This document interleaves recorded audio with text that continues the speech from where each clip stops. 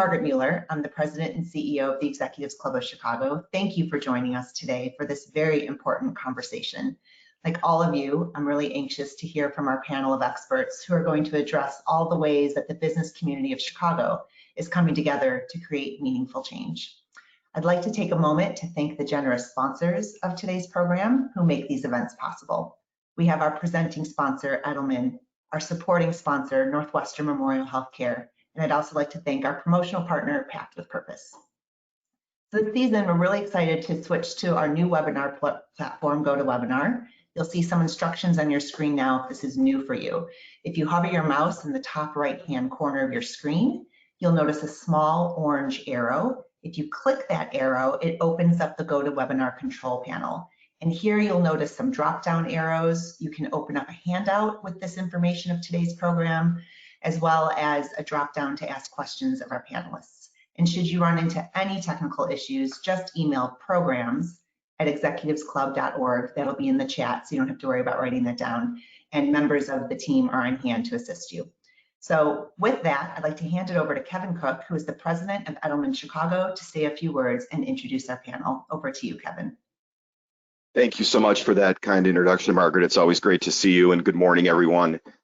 I'm Kevin Cook, president of Edelman's Chicago office, and on behalf of the firm, we are very pleased to be the presenting sponsor for today's conversation.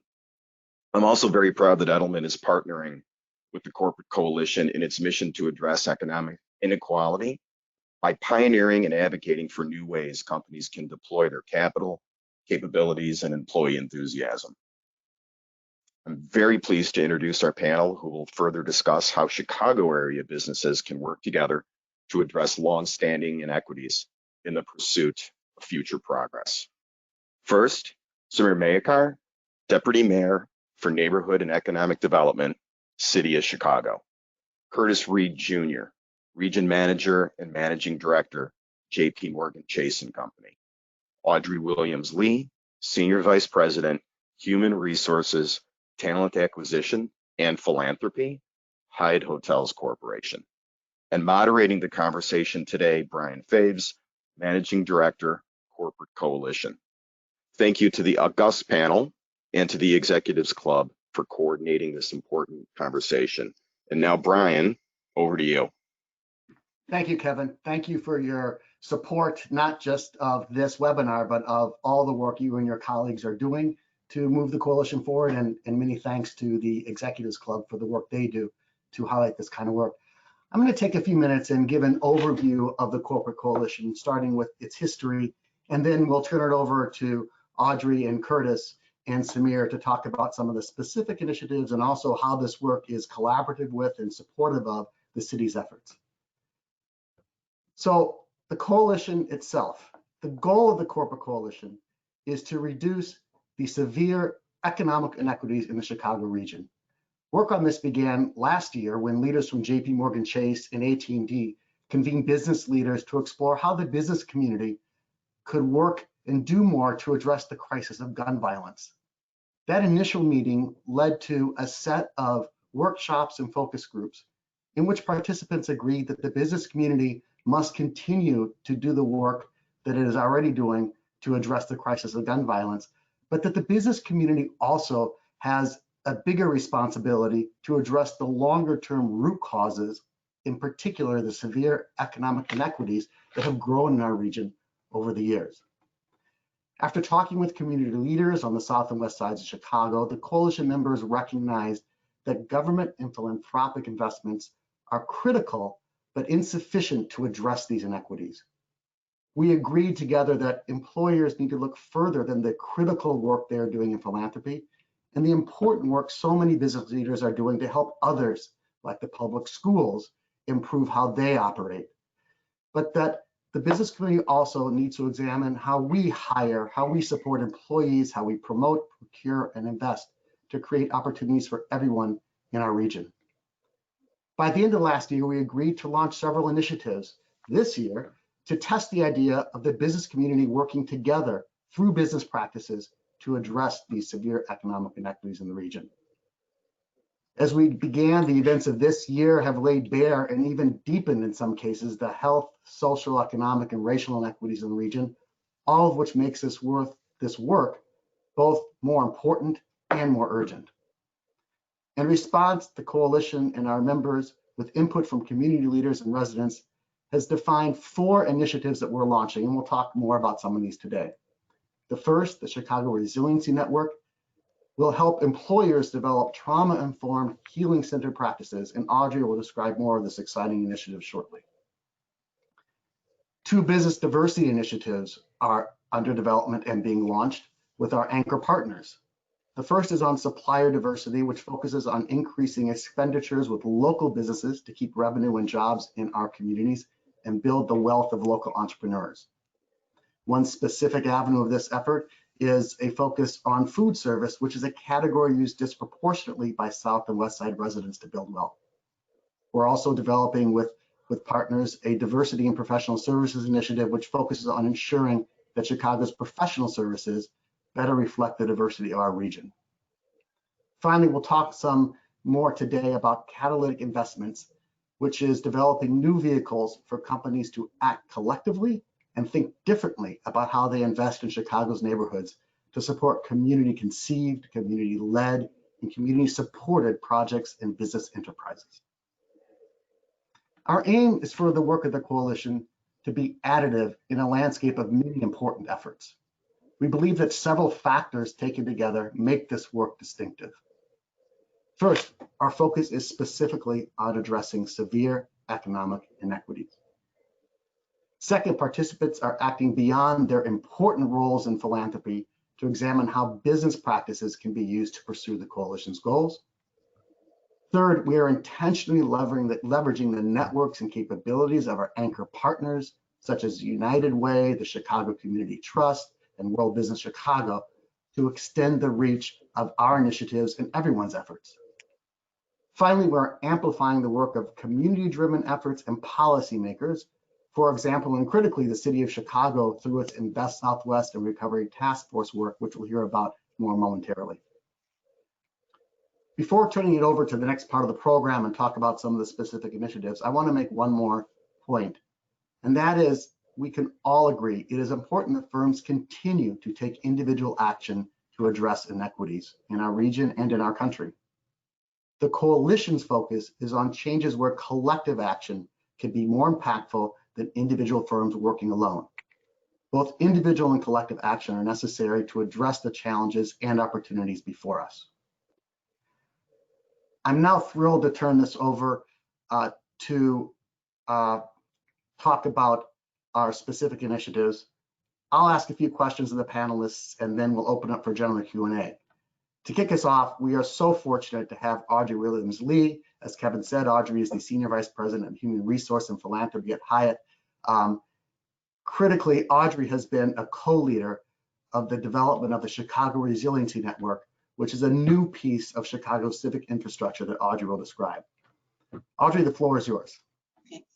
Thanks, Brian, and good morning to everyone who's joining us today. I'm very happy to have you here for this really important conversation. I look forward to hearing questions.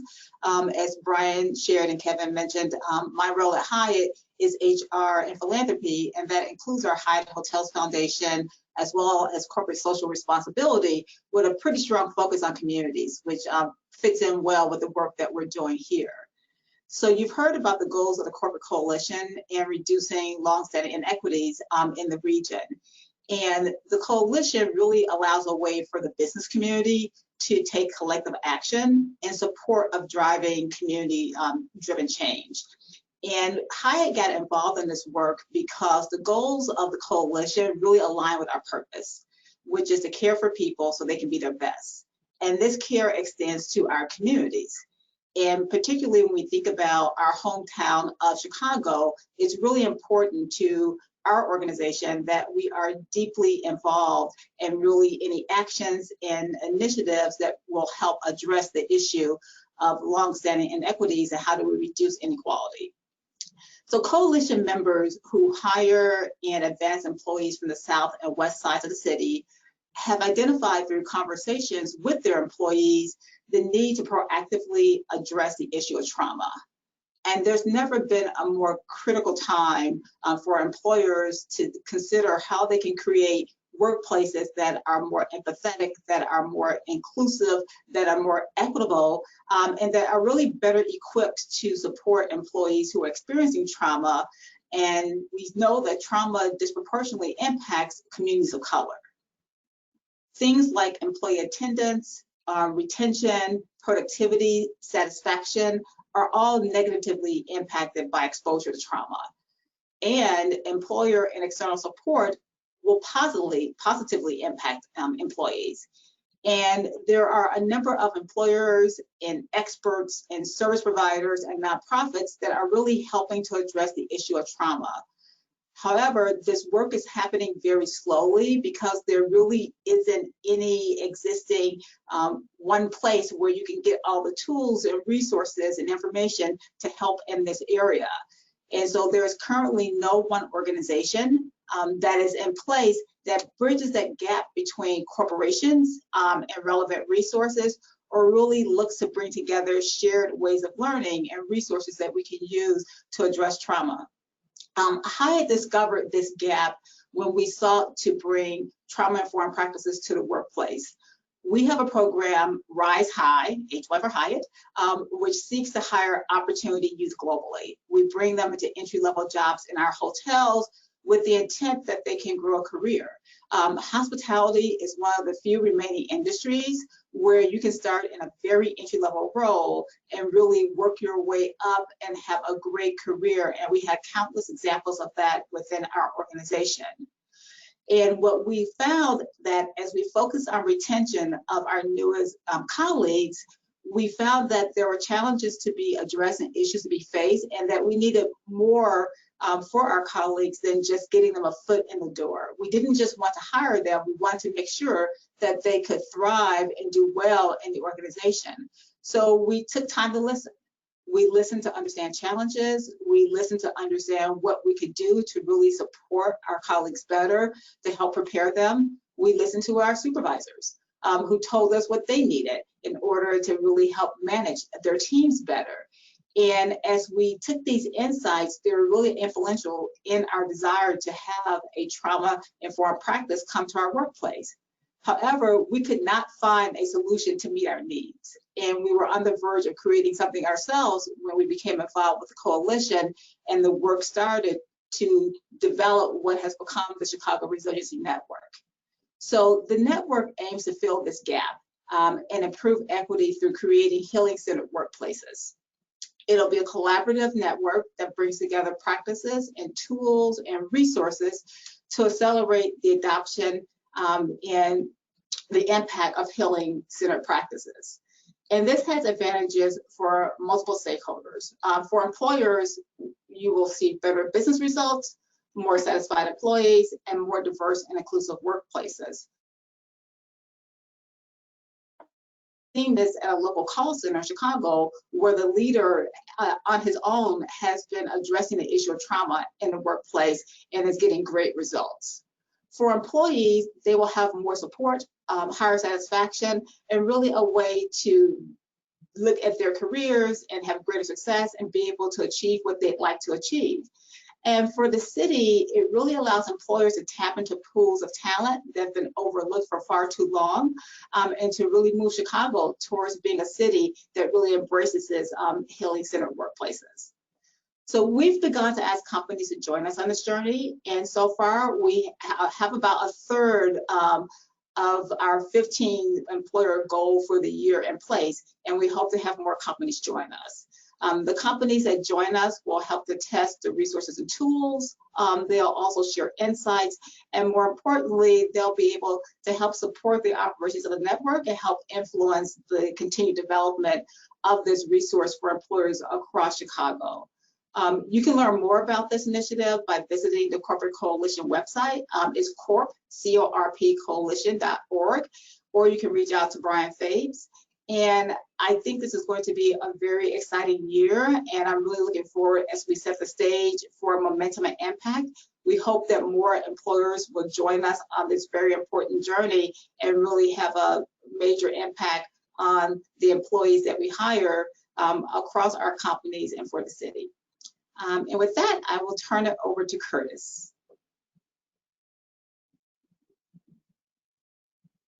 Thank you, Audrey, and good morning, everyone. Pleased to be with you. Such an important topic. Excited to spend time and talk about this. As been said, my name is Curtis Reed. I run our middle market banking business for JP Morgan Chase in Chicago. I'm from Chicago, so this is an extremely important topic for me, and excited to talk about it. First, let me talk to you a little bit about the mission of the Corporate Coalition, give you a little bit more background about why it's so important that both philanthropy and business work together to solve issues. I think everyone knows Chicago has a rich history of civic involvement and engagement. But what we also know is that many communities in Chicago, unfortunately, have been disproportionately impacted by disinvestment due to structural racism and other structural issues. Chicago is blessed with many outstanding initiatives to try to address this that are driven by both the city and philanthropy, such as foundations, families, individuals, corporations. But we all know that as much as these individual initiatives are critical and important, it isn't enough. And so today it's really about a call of action to how do we incorporate and recruit more corporations to join this. You know, Lightfoot addressed the Executives Club on July 16th of this year. In her comments, she suggested that government and philanthropic initiatives alone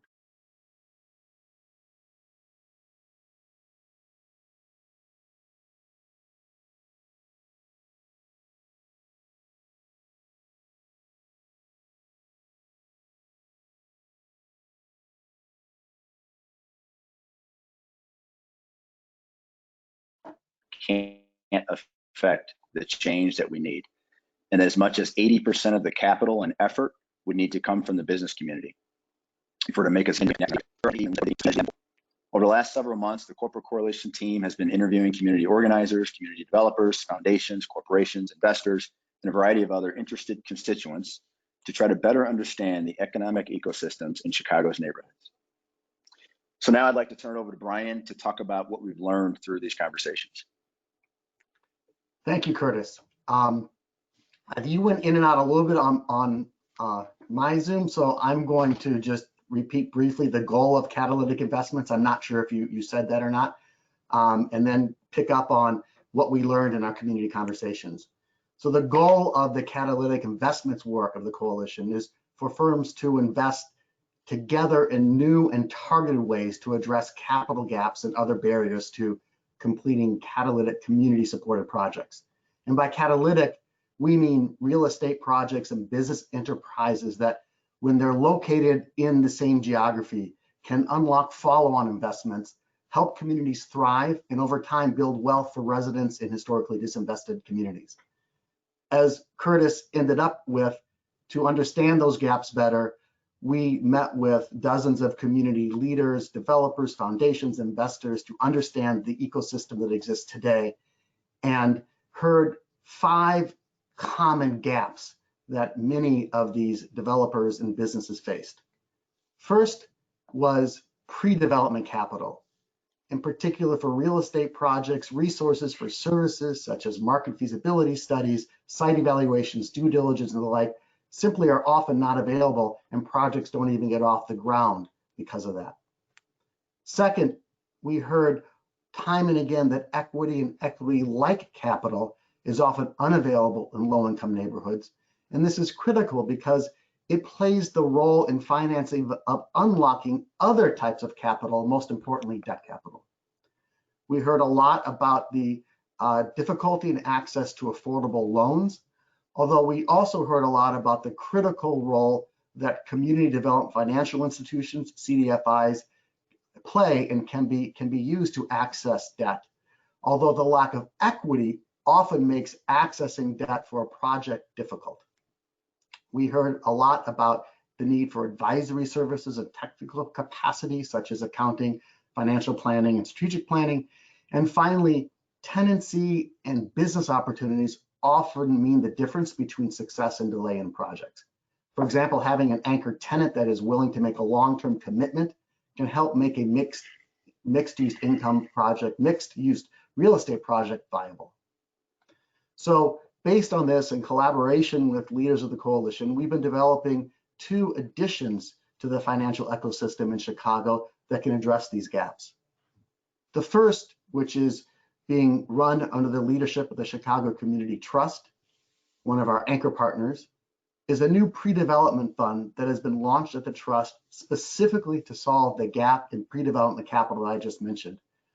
In the handouts on the panel of your screen, you can see a link to a 1-page overview of this fund. I would encourage everyone to take a look at it. And if you want to learn more, you can contact our colleagues at the Chicago Community Trust. Second, we are working across the coalition on a new fund structure through which financial and human capital can be pooled to address the other gaps that I described, especially those related to equity and equity-like capital that can unlock debt. The goal of this new structure is to complement the existing community financing infrastructure in the region. And through it, we aim to give businesses that want to play a role in addressing severe economic inequities the ability to first increase the impact of the investments that businesses are already making, for example, by unlocking the debt that many businesses have invested in CDFIs. Second, we want to give businesses a chance to pool their funds and therefore have a greater impact than one business could have on its own, and also de-risk the investments for any single contributor.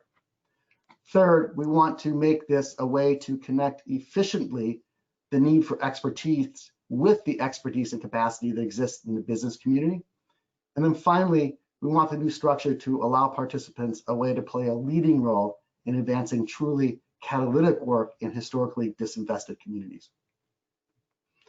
While this is complicated work, given the urgency of the need to act, our initial focus is on complex projects that have already made significant progress. For example, the finalist projects of the Chicago Prize competition that has been sponsored by the Pritzker-Traubert Foundation. As this work moves forward, we hope you'll consider supporting the new pre-development fund and also the Catalytic investment fund as the details of that come together. So hopefully that gives you a sense of the 2 parts of the work, the Catalytic investment part and the Chicago Resiliency Network. Of the many important things that Curtis and Audrey said, I think really where Audrey began is important to think about. This work starts with listening to what communities need, listening to what residents need, and from there building out how we can help communities and residents be more successful. And when the work is done well, it's about supporting not just communities and residents, but also business success. With that, I'd like to turn it over to our Deputy Mayor. As I mentioned at the beginning, importantly in this work, we want to amplify and be supportive of and collaborative of the work of policymakers. And there's no better example than the city's investments work in Invest Southwest and the Recovery Task Force, which this work directly supports. So I'd like to invite Samir to talk about that work and how these efforts overlap. Good morning, everybody. And thanks, Brian, for that introduction. And also thanks to the entire corporate coalition. This has been exciting work that all of us in City Hall have been very closely aligned with, certainly since Mayor Lightfoot first took office. What I wanted to briefly do is just give you a sense as to some of the work we're doing in City Hall that is very much in alignment with what we've been talking about here, both in terms of the longstanding commitments the mayor's made to neighborhood investment, and also in terms of how we've been thinking about short and longer term response to the many crises we face from COVID-19. So the page that you have up in front of us right now, I think it encapsulates, when we kicked off this session, Brian was talking about economic inequality. Curtis talked about disinvestment and systemic racism. If you were to visualize what that looks like in our communities, it can be summed up pretty effectively in this page on these 2 maps. This is something that Mayor Lightfoot frequently references when she talks about we need to change the map. And it really addresses how 50 years of public policy, if anything, have only exacerbated income inequality in our city. And this is what disinvestment looks like. So you see incredible concentrations of income in certain parts of the city, but many other parts of the city have been left behind. And what I'll note, especially when you look at the beige and salmon colors of this chart, that's really the middle class of the city, and it's been crowded out. Now, this is a trend that has been playing out across the country, but it's especially extreme here in Chicago, and this manifests itself in other KPIs, if you will, in terms of life expectancy gap between neighborhoods and so on. So, you know, I would say that a guiding North Star for the Lightfoot administration is this notion of how we need to have public policy and our partnerships with the business sector and the nonprofit sector change this map. And we know it's not going to happen quickly, but I think it's why this coming together of the corporate coalition is so important, and why I also want to thank Margaret and the Executives Club for providing this platform to all of us. Next page. So another way to quantify some of these issues is really a report that came out by the Urban Institute last year. And what it did is it looked at 5 years of capital flows, both public and private capital flows across our city. And what it found on the top right here is that there's a huge disparity between household mobilization of capital in terms of private capital. And so what this chart tells you is that in low poverty neighborhoods, so high income neighborhoods, which in terms of the previous chart happens to be central business district adjacent to the north side, you've got a little bit over $20,000 of private capital mobilized per household. And in higher poverty neighborhoods, which happen to be more south and west side neighborhoods, you know, you have almost an 80% drop in private capital mobilization. Now you compare that with this bottom chart, which is public sector investment, and you'll see that both public and philanthropic sectors are disproportionately invested in those higher poverty areas, as you would expect. But when we looked at this data, what it really said is that the investment from the nonprofit community and the public sector has not garnered enough confidence in the business community to multiply that public investment and generate a virtuous cycle of sustainability in our neighborhoods. And so really, if we were to change the previous map, it starts with changing these statistics. And that's really been a design principle of programs in the city like Invest Southwest to provide confidence through public investment, concentrate that investment with private investment and philanthropic investment like the Chicago Prize. It's no coincidence that Auburn Gresham was selected, which happens to also be one of our 10 neighborhood areas that we're focused on in the city. This will all cluster that investment so we can start changing that map. Now, if we go to the next page, you know, we've all been faced with the challenge of COVID, and that really further exacerbated the challenges that our small businesses face in the city and that our residents in Black and brown communities face. And so one of the things that we've been very focused on as a city in terms of a policy response to COVID is filling in the gap from federal support. So on the left-hand side here, you will see mapped out the $3.8 billion of federal PPP support provided to tens of thousands of businesses in Chicago. And you'll see that that concentration of activity, again, it looks like the first map I showed you. It's central business district adjacent and the north side. And so what we did with the city of Chicago and our philanthropic and corporate partners is really try to steer support programs to those businesses that fell through the cracks of the PPP program. Just to give you an estimate here, only 30% of Black-owned small businesses have stable lending relationships, which then will lock out 70% of Black-owned businesses to getting support from programs like PPP. So that's one of the reasons why the city partnered with CDFIs, a key instrument of neighborhood support, as Brian identified, to mobilize about $150 million of grant and loan support. And we set these equity reserves throughout the city, which you see on the right-hand side here, to fill in those cracks from the federal program. And what I'd say is, you know, as a city, that $150 million is about 300% the level of support that New York has provided, and is more support than the top 5 cities in America has provided combined. And so really what I have to commend not just the public sector on, but really the nonprofit and private sector on, is that we've worked together to really generate a higher level of resourcing than our peers. And I think in the short term, that's been incredibly helpful, and we have much more to do. Next page.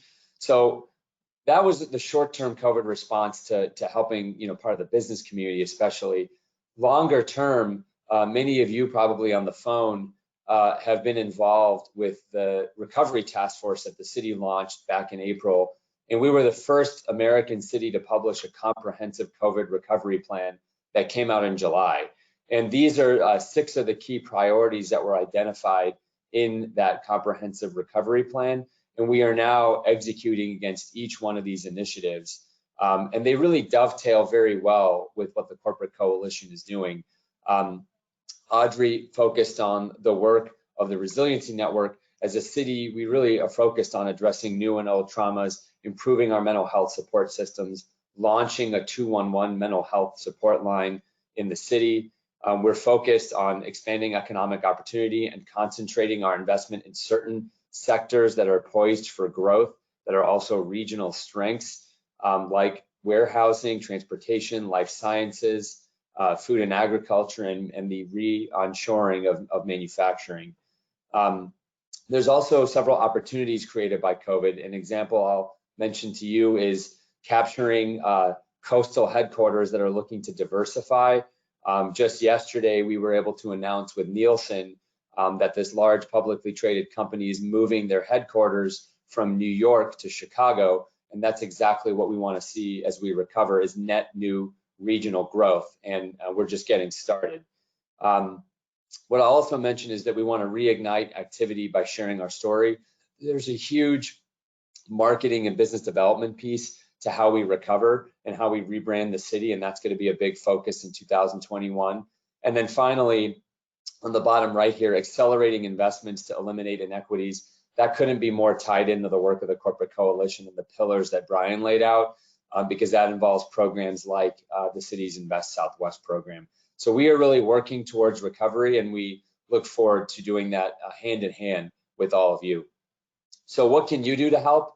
On my next page here, I've got a list of options as a menu, should I say, and these really reiterate what Brian just covered. But first, consider making balance sheet investments and catalytic capital investments via some of these funds that Brian has talked about. This is an easy way for a lot of you to speak with your CFOs, your treasury functions, and to take that capital that you have, and instead of putting in some alternative investment, putting it into an investment in Chicago. That's very much what we need. We need more companies to put their balance sheet to work here locally, and that can make business sense for you as well. Secondly, obviously, philanthropic commitments are always appreciated. In the coming week, we're going to be announcing a new large philanthropic initiative called Together We Rise, which will be a recovery fund. And additionally, the Chicago Community Trust Pre-Development Fund that Brian mentioned. These are really critical efforts that can really help us recover in a more of a V-shaped way than a more gradual way.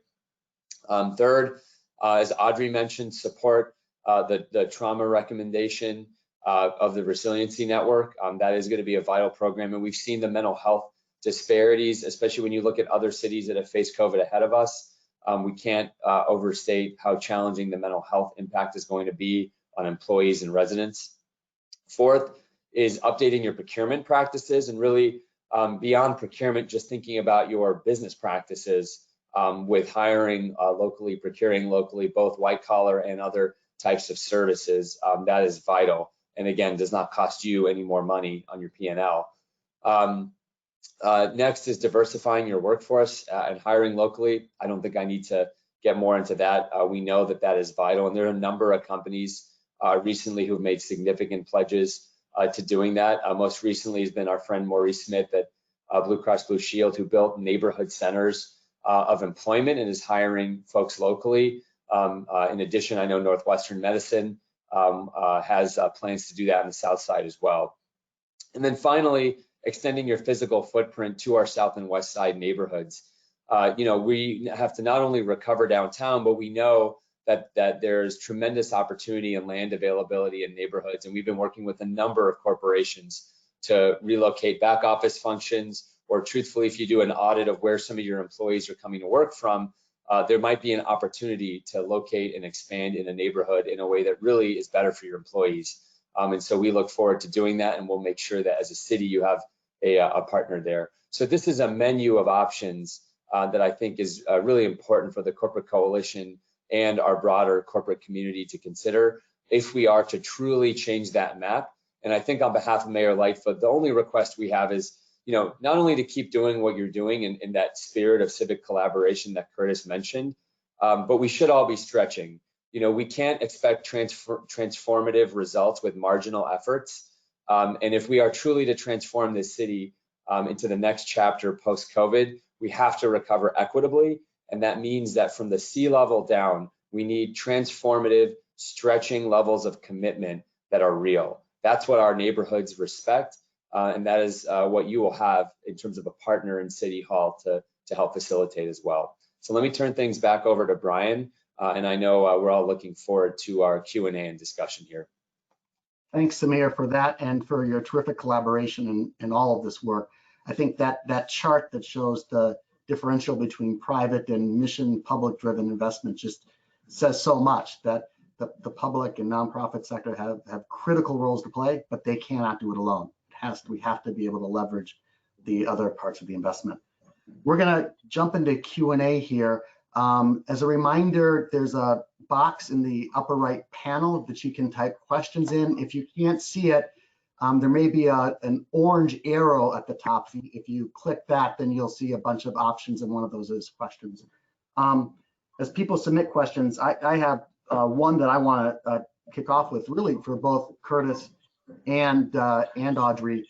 I work with you day in and day out in collaborative modes, but you also compete with many of the members of the coalition. I'm just curious how both of your companies think about this dual role of, we have competitors, but we also are trying to collaborate and work. How does that play out in each of your companies? I guess I'll kick it off. And first off, my apologies. I heard my connection was a little weak, so hopefully it's better. Like many of you, I'm battling e-learning going on in my household, so I'm getting my bandwidth sapped. But look, I think the starting point is we at JP Morgan realize that if we are in the community, which we are, every community that we're in, we have really three principles. It's clients, employees, community. And it's really community that binds the two. I mean, all of our clients are in the community, all of our employees are in the community. So we feel a deep responsibility to play a role in helping that community have a vibrancy and an economic sustainable platform to really, grow the entire community at large. So that's really the starting point. And then we also believe that we can't do it alone. It's absolutely impossible for us to go out and say, hey, we own this and we're going to do this by ourselves. It absolutely needs to be collaborative. It's a multiplier effect. So to the extent that more corporations can play a role, and I mentioned the importance of why that corporations need to do that. Governments can't do it alone. Foundations can't do it alone.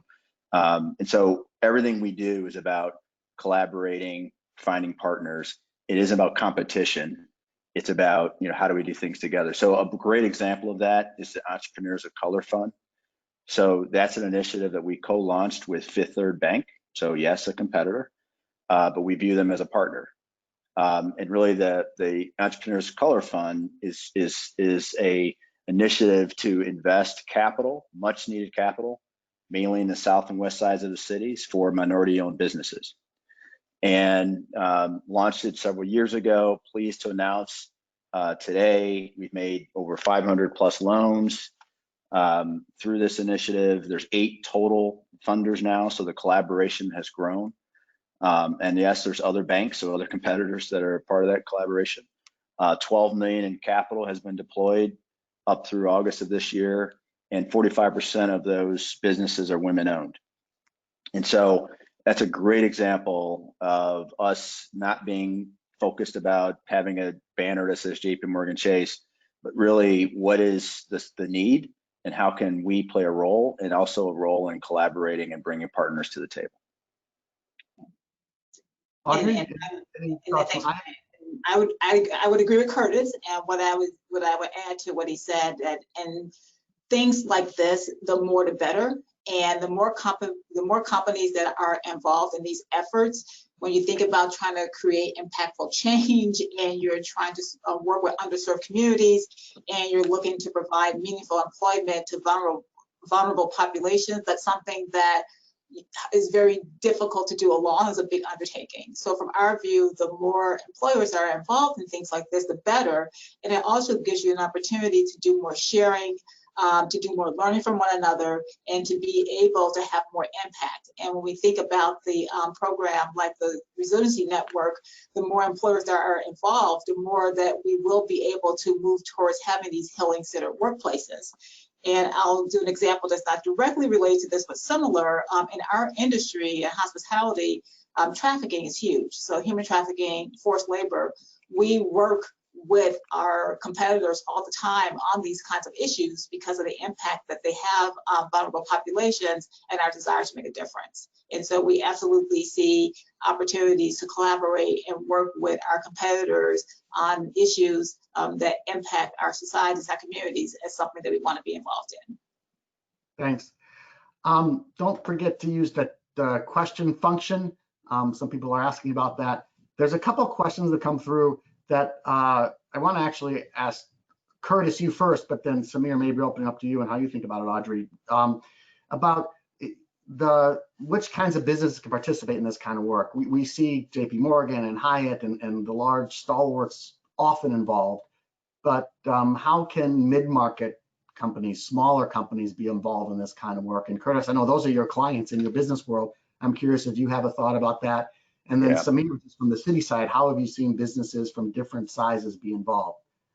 Curtis, Great question. So like you said, I run our middle market business, but collectively as a firm, we have thousands of business clients, small and mid-sized clients.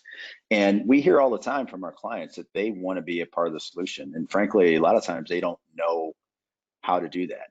And I think some of the old models that have been deployed previously, which are just sort of, give money to your favorite charity, all well good, but perhaps isn't creating the right sort of maximum effort and resource that, really the company's intended to do. So like we always do at JP Morgan Chase, we take what we do well, which is, solving big issues. We use that to solve issues externally of the firm. And so that's both philanthropically and having the business lean in to help the communities. And then we take that knowledge and we share it. We don't brand it JP Morgan, but any company that's willing to listen and wants to partner and better understand, we deploy that. And so great examples of that are we've had middle market, mid-sized companies come to us and say, hey, we've been given X amount of dollars. It doesn't feel like we're getting the maximum benefit. What can we do? So we have our philanthropic partners go out, meet with our clients, talk to them about their process, ask them what are the things that are meaningful to them, how they can deploy their capital better to get maximum benefit, and then also leveraging their employees.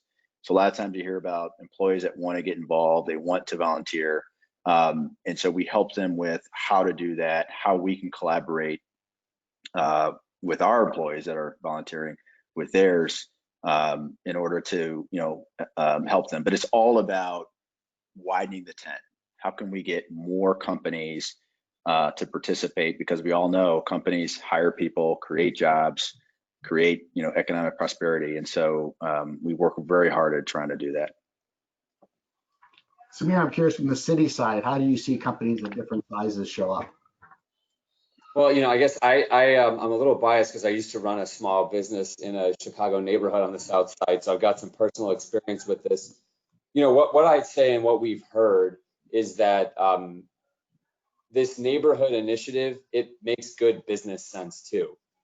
So the reality is, if you look, I was just yesterday in the Austin neighborhood on the west side.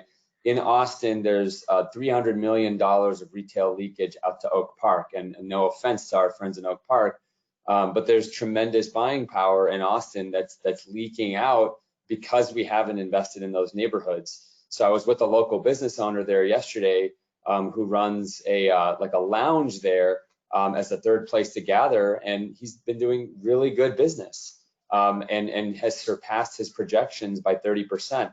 So I think that we need to focus more on the investment case in neighborhoods, and that investment case makes sense whether you're small, medium, or large. And the last thing I'll mention is in terms of the importance of procurement and hiring, every business of every size procures things. It doesn't matter how big you are, you're buying lunches for folks, you're contracting legal or accounting services. And so I think the commitment can be there in a way that makes sense, no matter the size of the company.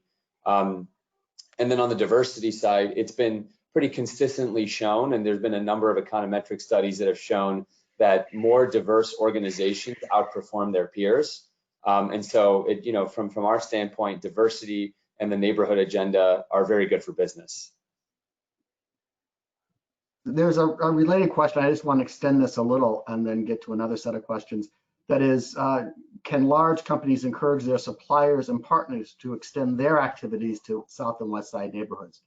I guess I would say the answer is yes, but I'm curious for all three. Have you seen large companies do that, work collaboratively to encourage their suppliers to do more on the South and West Sides? Well, I mean, I'll just chime in on that in terms of that is exactly what the city of Chicago does with their procurement practices. So, we're pretty heavy-handed with that. And truthfully, I think it's an area that the private sector could step up a little more on because we have targets and goals of MWBE, and those are pass-throughs for like our prime contractors. So when we make a procurement decision of a big company that's going to go build a giant terminal at O'Hare, they have subcontractor targets, and so it absolutely passes through the value chain and is highly stimulative across Chicago neighborhoods. And we also pay attention to the percentage of Chicago residents being hired there. Again, no offense to our suburban colleagues, but the city of Chicago, through our procurement power, is here to circulate dollars and stimulus within our economy in Chicago. And Brian, I would add is something that we are starting to look at. We're putting a much stronger focus on supplier diversity and who we're using. And as part of that, looking at where our existing suppliers could serve as mentors and support and be able to help other suppliers, minority suppliers that we could bring into our fold. So it is something that we are actively exploring as a company. And if I could just pile on, I mean, it is an absolute powerful tool. I mean, obviously, JP Morgan Chase, we are a huge company. We procure a ton of different things.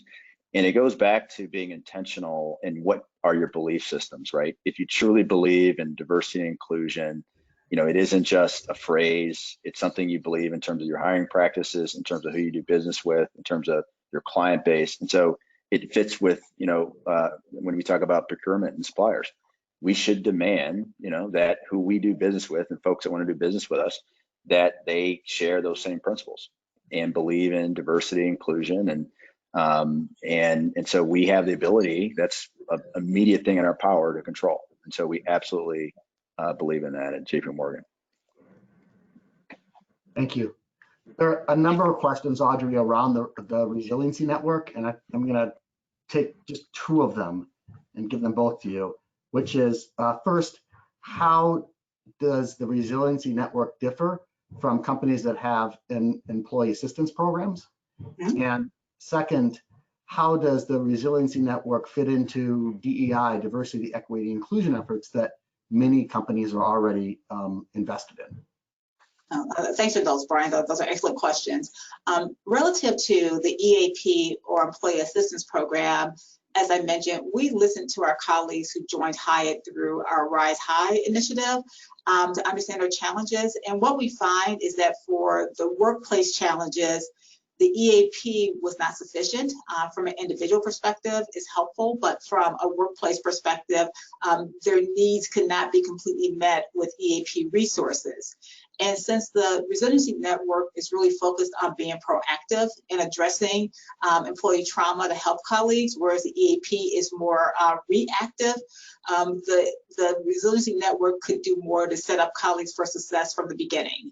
EAPs are important, but when it comes from workplace and accessible tools and things you need right then and there, we see the Resiliency Network as having an advantage and being something that's a missing piece for us, which is what led us to start looking for resources in that area. And then if you think of resources like manager training or supervisor training, that is something that we would not be able to get from our EAP to help with trauma-informed practices so that the supervisors could be more effective in their support of colleagues and employees who need that kind of assistance. With respect to DE&I, mean, it's a core part of who we are as an organization. As Curtis just said, who we hire, who we partner with, all those things for hire are really, really critical as well. And we know that having diverse experiences and perspectives makes us stronger. And because the CRN goes beyond hiring to retention, and then therefore allows you the growth, that allows you to really diversify your workplace. It's one thing to bring in diverse talent, it's another thing to have the kind of inclusive work environment that really will help individuals be able to thrive, be able to grow, and be able to have a career. And from our perspective, if we cannot retain diverse talent, we're not going to be able to build a diverse pipeline that will help us to diversify the company even more across all levels. And we see the CRN as being an important part of helping us to do that. Thank you, Audrey. Samir, I'm going to throw this one directly to you. The question is, do you think the Obama Presidential Center can be a catalyst for investment in disinvested communities, and why? Well, I would add in how. Yeah, well, I was just talking with them this morning.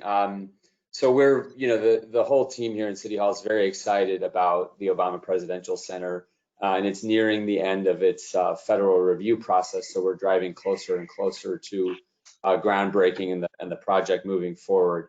One of the things that the Presidential Center has done has made pretty significant strides on their own procurement and construction practices. They're far beyond what any other major development has done in the city. I think that's a commitment that President Obama made.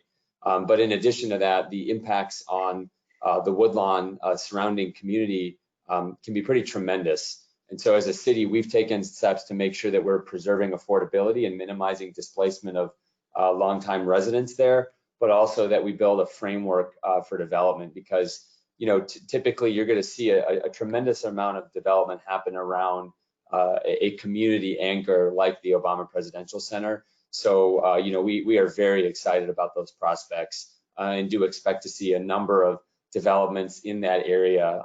Most specifically, and where I think there'll be the earliest parts of development will be right at 63rd and Cottage, right at the Green Line there, where both the University of Chicago and a number of other private developers have some major projects. I think we'll see something around the lines of $200 million of development happening there very quickly. Thank you.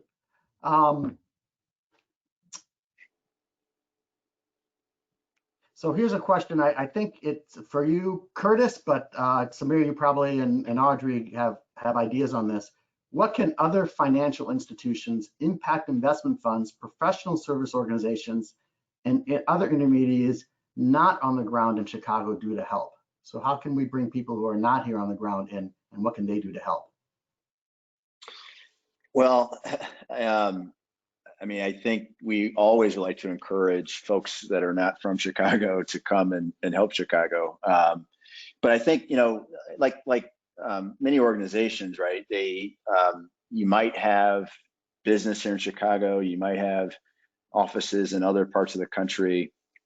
And so if I'm understanding the question right, I think, one, you can,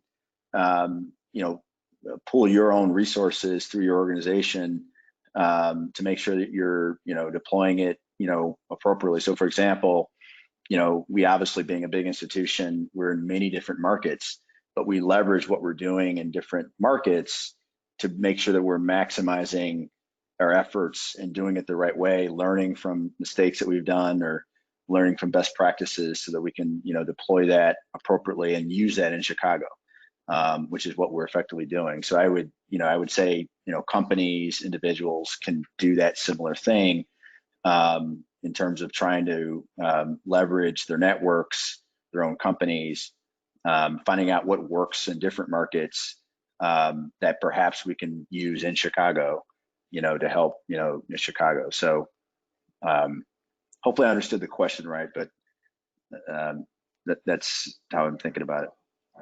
Yeah, and I would add on to that. First, we're very happy to help you move to Chicago and expand your footprint. So, you can come talk to me about that anytime. But what I'd also say is, partner locally, as Curtis mentioned. And also, right now, because everything is virtual, just like we are today, you don't necessarily have to be on the ground to start helping today. And in particular, what I can tell you, especially if you're in the professional services space, is right now we're seeing this kind of K-shaped recovery, where a lot of when you look at consumer spending, a lot of large national chains and organizations are really on the pathway to recovering, but small businesses are very much hurting in our communities. Specifically, around 25% of them are still closed. And what a lot of them have had a difficult time adjusting to, especially Black and Brown-owned small businesses, is getting themselves online and increasing their digital footprint. And so, as we're remote, if you have something to contribute to that effort to help these businesses with technical assistance, whether it's their back office, building e-commerce capabilities, enhancing their website, SEO optimization, and truly helping them pivot some of their revenue generation capacity to being more online, I think that's a tremendous help. And you don't necessarily have to just be on the ground here in today's day and age when everything is virtual to start doing that. So there might be some ways that you can do that more virtually in tandem with having the right community partnerships who are on the ground. We're certainly happy to help you with that here from the city. Thanks, Samir. We're at a point I need to wrap us up. Before doing that, I want to first thank Audrey and Curtis and Samir for your leadership. I want to thank the Executives Club for this platform and all the firms who are involved in the coalition. We have an opportunity here to work differently, and the coalition is one of those specific ways that our business community can do that. So to reiterate, please visit our new website, corpcoalition.org, to learn more about this and let us know what you're interested in. Please consider participating in the new pre-development fund and the Catalytic investment fund. As that's finalized, please sign up for the Resiliency Network or sign up to learn more. And please think about all the ways that you can respond to the Deputy Mayor's call to action. Just from a personal note, this is a really challenging moment, but I think we have an incredible opportunity to transform a difficult moment into really long needed change for the city. And all of us in the coalition are excited to be part of that and look forward to working with you as we move forward on this exciting path. And with that, I think I'm supposed to turn it over to Margaret. Yeah, just one quick second. Thank you to all of you. Thank you to everyone who tuned in. Please reach out to anyone on this panel if you have questions. There's so much that we can do. And I know there are some requests for Samir slides, so we will include those in the post-event follow-up email. So you'll get those as well. Thank you, everyone. Be well. We look forward to seeing you again. Have a great day.